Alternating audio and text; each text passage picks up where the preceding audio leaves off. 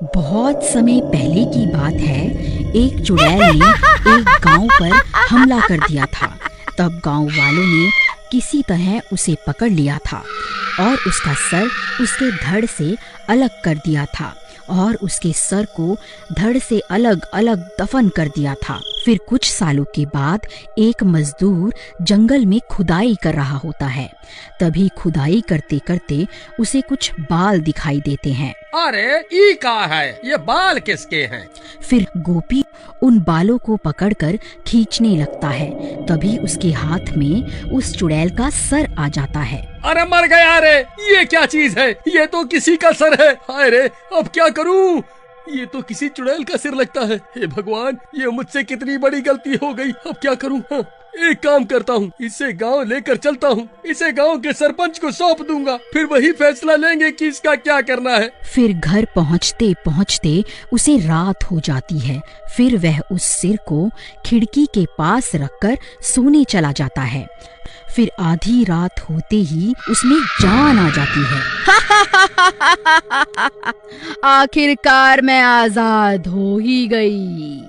गांव वालों, अब तुमसे बदला लेने का वक्त आ गया है। अजी देखिए ना, साथ वाले कमरे से कैसी अजीब अजीब सी आवाजें आ रही हैं।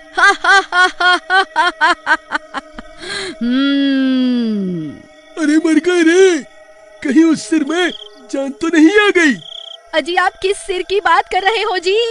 आज जब मैं जंगल में खुदाई कर रहा था तब मुझे एक सिर मिला था। मैं उसे घर ले आया, सोचा था सरपंच को सौंप दूंगा, लेकिन रात हो गई तो इसे घर पर ही रख लिया। अरे नास मिटे, चुड़ैल का सर घर पे क्यों ले आया? हे भगवान, अब क्या होगा? तभी वह सिर उनके कमरे में आ जाता है।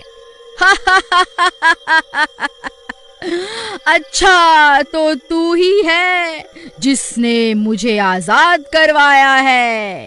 हाँ जी चुड़ैल जी, मैंने ही आपको जमीन से बाहर निकाला था। कृपा करके हमें छोड़ दो। ठीक है, तेरी वजह से ही मैं आजाद हुई हूँ, इसलिए तुझे छोड़ रही हूँ। लेकिन उससे पहले तुझे मेरा एक काम करना होगा। तुझे वापस उसी जगह पर जाकर मेरा धड़ भी खोद कर निकालना होगा। अरे मर गए रे, अब क्या करूं? नहीं नहीं चुड़ैल जी, मैं ऐसा नहीं कर सकता। तो फिर ठीक है, मरने के लिए तैयार हो जा। मैं सबसे पहले तेरी पत्नी का सिर खाऊंगी, फिर इसके धड़ पर अपना सर जोड़ूंगी। अरे मर गई रे। नहीं नहीं चुड़ैल जी, कृपा करके रुक जाओ। अजी जल्दी जंगल जाओ और इस चुड़ैल का धड़ खोद कर इसे दे दो, नहीं तो ये मेरी जान ले लेगी। नहीं नहीं चुड़ैल जी, आप ऐसा मत करिए। मैं अभी आपके साथ चलता हूँ और आपको आपका धड़ ढूंढ कर देता हूँ। फिर वह कटा हुआ सिर और गोपी आधी रात को जंगल की ओर चल देती हैं। फिर उसी जगह पहुंचकर धड़ की तलाश शुरू कर देता है। वह बहुत देर तक खुदाई करता है, फिर उसे वह धड़ भी मिल जाता है। चुड़ैल अपना धड़ देखकर खुश हो जाती है। तभी गोपी वहां से भाग जाता है। फिर वह कटा हुआ सर उस गड्ढे में चला जाता है और देखते ही देखते पूरी की पूरी चुड़ैल गड्ढे से बाहर निकल आती है।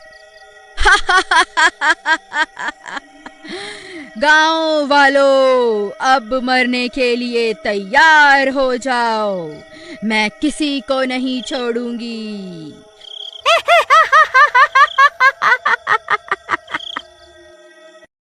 फिर गोपी भागता भागता सीधा सरपंच के घर पहुंच जाता है। अरे सरपंच जी, दरवाजा खोलो, अनर्थ हो गया है। वह सिरकटी चुड़ैल वापस आ गई है। फिर सरपंच अपने घर से बाहर आता है। फिर गोपी उसे सारी बात बताता है। हे भगवान, ये क्या अनर्थ हो गया? हमने उस चुड़ैल के 2 टुकड़े किए थे। अब वह बदला लेने के लिए वापस जरूर आएगी। हमें अभी कुछ ना कुछ करना होगा। तभी वह चुड़ैल जंगल से निकलकर वापस गांव में आ जाती है। ए गांव वालों, कहाँ छुप कर बैठे हो? तुम लोगों ने किस तरह मेरे 2 टुकड़े किए थे? अब बदला लेने का समय आ गया है।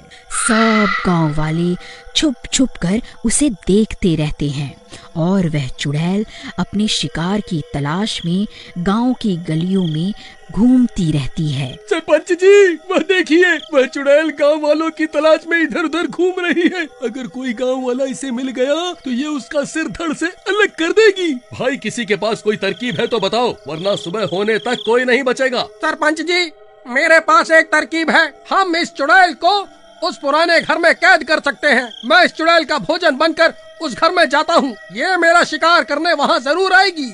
फिर इतना बोलकर भीमा भागकर उस घर के बाहर पहुँच जाता है और उस चुड़ैल को पुकारने लगता है। ए चुड़ैल, देख, तेरा काल यहाँ खड़ा है। मैंने ही तेरे 2 टुकड़े किए थे, इतनी जल्दी भूल गई क्या?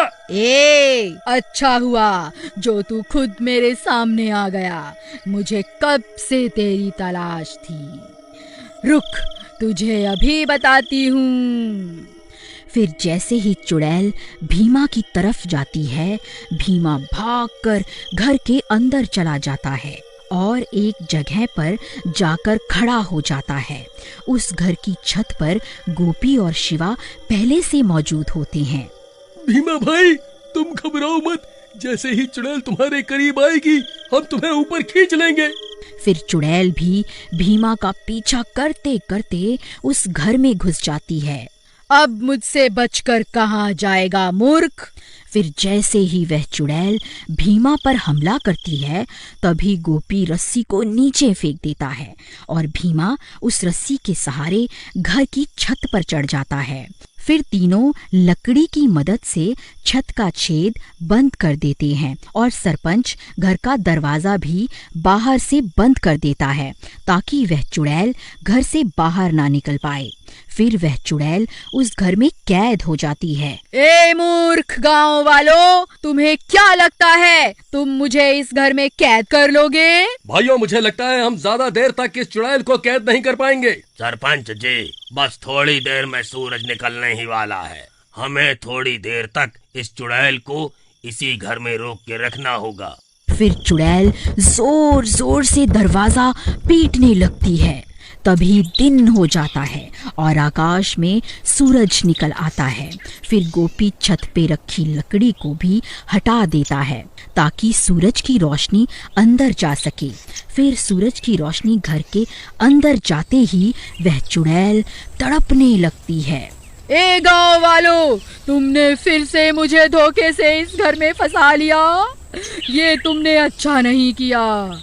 अरे मर गई रे, हाय हाय मर गई रे।